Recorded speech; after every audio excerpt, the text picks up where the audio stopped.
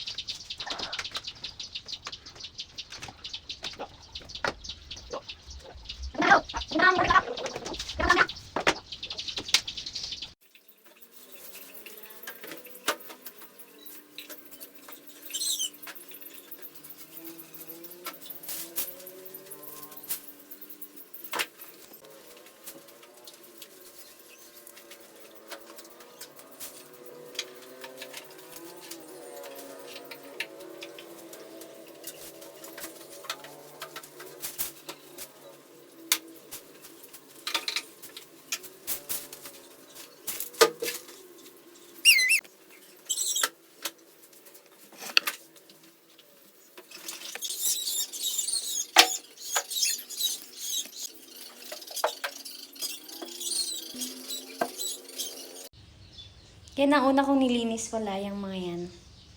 Yung mga picture frame. Dahil madami ng alikabok. So, tapos na. Napunasan ko na yan. Yan, at saka yung nasa kabila. There.